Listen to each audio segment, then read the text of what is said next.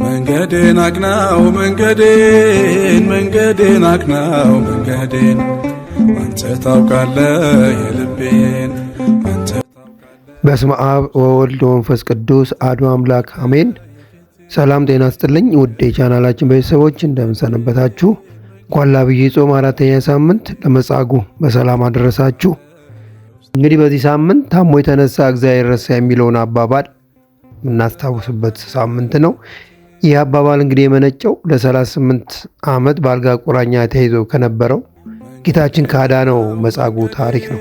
ዛሬ በዚህ ቪዲዮ የመጻጉዕን ድንቅ ታሪክ ለምን እግዚአብሔርን ረሳ እንደተባለና ከኔና ከእናንተ ሕይወት ጋር እንዴት እንደሚዛመድ እንመለከታለን። እስከ መጨረሻው ድረስ አብራችሁን እንድትቆዩ በአክብሮት እንጋብዛለን። ታሪኩ የሚገኘው በዮሐንስ ወንጌል ምዕራፍ 5 ላይ ነው። በኢየሩሳሌም ቤተሳይዳ በሚባል ስፍራ አንድ የመጠመቂያ ውሃ ነበረ። በመቶዎች የሚቆጠሩ ሰዎች በሽተኞች ውሃው በመልአክ ሲናወጥ ቀድሞ ገብተው ለመፈወስ ሲጠባበቁ ነበረ። እዚያ ስፍራ ላይ ለ38 ዓመት የታመመ መጻጉዕ የሚባል ሰው ነበረ። እንግዲህ 38 ዓመት አስቡት፣ ግማሽ ዕድሜውን በአልጋ ላይ ያሳልፏል ማለት ነው። ጌታችን አምላካችን መድኃኒታችን ክርስቶስ ወደዚህ ሰው መጥቶ አንድ ጥያቄ ጠየቀው። ልትድን ትወዳለህን? መጻጉዕም በሰው እርዳታ ላይ ተስፋ አድርጎ ስለነበር ሰው የለኝም ሲል መለሰለት። ጌታ ግን ተነሳና አልጋህን ተሸክመ ሂድ አለው። በዚያው ቅጽበት ድኖ የተሸከመውን አልጋ ተሸክሞት ሄደ። ጌታችን በኋላ በመቅደስ አግኝቶት እነሆ ድነሃል፣ ከዚህ የሚብስ ነገር እንዳይደርስብህ ወደፊት ኃጢአት አትስራ አለው። አይሁድ በሰንበት አልጋህን ለምን ተሸከምክ ብለው መጻጉዕን ሲጠይቁት መጻጉዕ መጀመሪያ የፈወሰውን አያውቅም ነበር። በኋላ ግን ኢየሱስ መሆኑን ባወቀ ጊዜ የፈወሰኝ ኢየሱስ ነው ብሎ ለአይሁድ ነገራቸው። አይሁድ ደግሞ ጌታን ለማሳደድና ለመስቀል ይፈልጉ ስለነበረ ምክንያት አገኙ። መጻጉዕ ተመቻቸው፣ ለከሳሾቹ አሳልፎ ሰጠው ለአይሁድ። በዚህ ምክንያት ነው እንግዲህ ታሞ የተነሳ እግዚአብሔር ረሳ የተባለው። እንግዲህ የመጻጉዕ ታሪክ ከዛሬ 2000 ዓመታት በፊት የተፈጸመ ድርጊት ቢሆንም ዛሬም ለእያንዳንዳችን በየቀኑ የምንኖረውን ሕይወት ነጸብራቅ ነው። ይህ ታሪክ ከዛሬ ሕይወታችን ጋር በተለያዩ ነጥቦች መዛመድ ይችላል። ለምሳሌ አንደኛ ሰው የለኝም የሚለው የተስፋ መቁረጥ ስሜት ነው። ከዚህ ታሪክ እንግዲህ የምናየው መጻጉዕ 38 ዓመት ሙሉ ውሃው ሲናወጥ የሚጥለኝ ሰው የለኝም እያለ አማሯል። ብዙዎቻችን በዚህ ሁኔታ ውስጥ ነው ያለ። ሰው የለኝም ብለን ተስፋ እንቆርጣለን። ዘመድ ስለሌለኝ ስራ አላገኘውም እንላለን። ረዳት ስለሌለኝ አልተሳካልኝም ብለን ምክንያቶች እንደረድራለን። ዛሬ የብዙዎቻችን ዘመድ የለኝም፣ የሚረዳኝ የለኝም፣ በሰው ዘንድ የታወቁ አይደሉም በማለት ድላችን እናማራለን። መጻጉዕ በሰው ላይ ተስፋ ሲቆርጥ ነው ጌታችን አምላካችን መድኃኒታችን የሰዎች ፈጣሪ የሆነው ጌታ የመጣለት። እኛም በሰዎች እርዳታ ላይ ብቻ ከማተኮር ይልቅ ፈጣሪ በማንኛውም ሰዓት በራሱ መንገድ እንደሚደርስልን እንድንረዳ ያስተምረናል። እንዲህ በቅጽበት ነው የተሸከመችውን አልጋ ተሸክሞ ሄደው ያችን በሽርፍራፊ ሰከንዶች ሊያድነን ይችላል ማለት ነው። ሌላው የምንማረው ከታሪኩ ልትድን ትወዳለህ የሚለውን ነው። የፍላጎትና የውሳኔ ጥያቄን መቀበል ነው። ጌታ መጻጉዕን ልትድን ትወዳለህን ብሎ ጠይቆታል። መጻጉዕ ግን ሰው የለኝም ብሎ ምክንያት ነው ያቀረበው። ዛሬ ብዙዎቻችን ከድህነት፣ ከሱስ ወይም ከክፉ አመል፣ ከክፉ ስራዎች ለመውጣት እንፈልጋለን።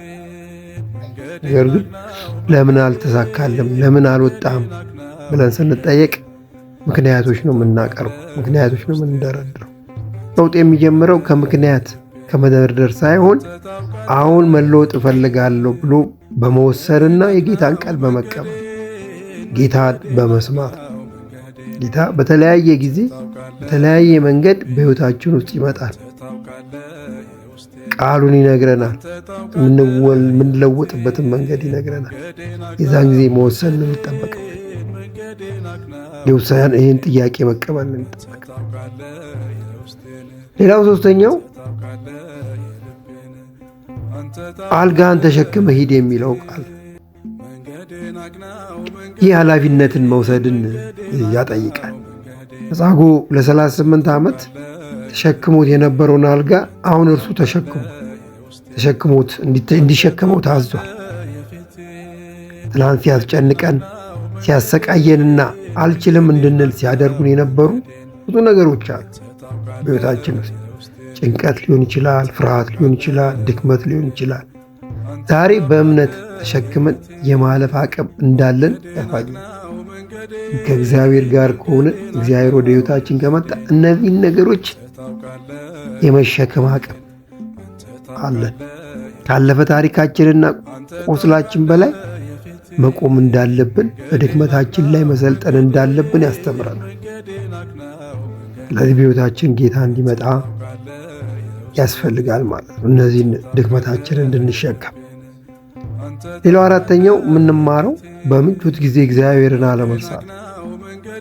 መጻጉዕ ከዳነ በኋላ ጌታ ለአይሁድ አሳልፎ ሰጥቷል፣ ወይም ውለታውን ረስቷል።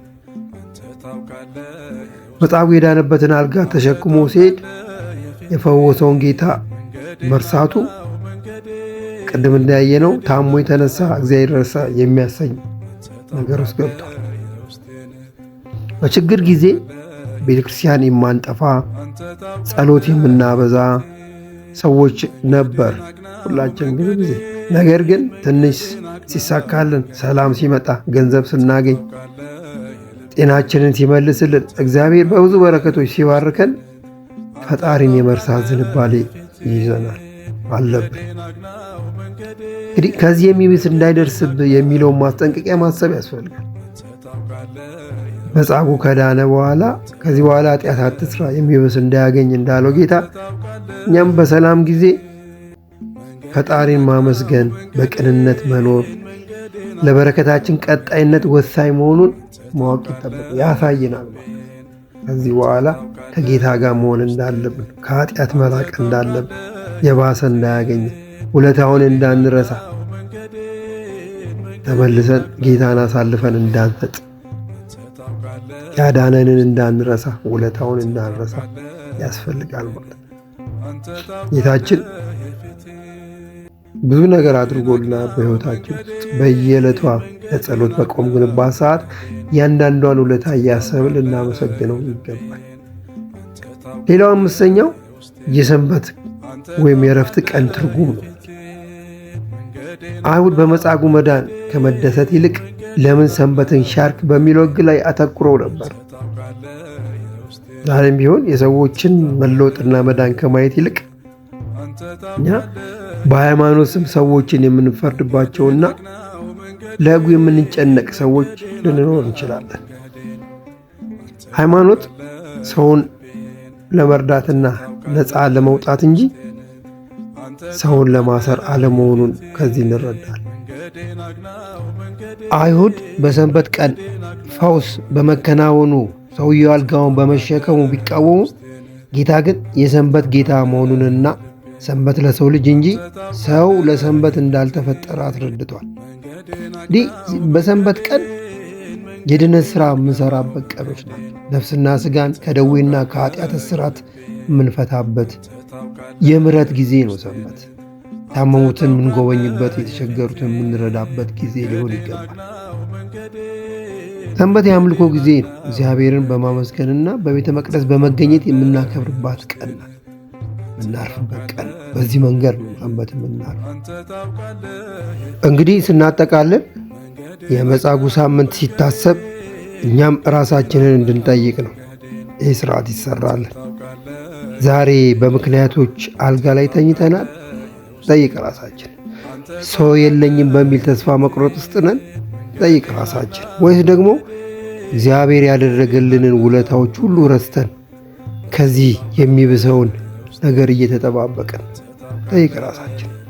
የመጻጉዕ ታሪክ ዛሬ ሰው የለኝም ከሚል ተስፋ መቁረጥ ወጥተን በፈጣሪ ኃይል ተነስተን አልጋችንን ድክመታችንን ተሸክመን እንድንጓዝ ሲሳካልን እንድናመሰግነው የሚያስተምረን ታሪክ ነው። ውለታ ቢስ እንዳንሆን የሚያስተምረን ታሪክ ነው። አምላካችን ተነሳ እያለን ነው። ከኃጢአት አልጋ እንድንነሳ ያስፈልጋል። ከተስፋ መቁረጥ አልጋ እንድንነሳ ያስፈልጋል። ውድ ተመልካቾች፣ ውድ ቤተሰቦች ለዛሬ ያዘጋጀነው ይህን ይመስላል። ስለተከታተላችሁ እናመሰግናለን። ቪዲዮውን ከወደዳችሁት ላይክ አድርጉት፣ ለሌሎች እንዲደርስ ሼር በማድረግ አጋሩት። ቤተሰብ ያልሆናችሁ ደግሞ ሰብስክራይብ በማድረግ ቤተሰብ ሆኖ ተመሳሳይ ቪዲዮዎች እንዲደርሳችሁ የደውል ምልክቷን ይጫኑ። በቀጣይ ሳምንት በደብረ ዘይት ታሪክ እንገናኛለን። ሰላም ቆዩን።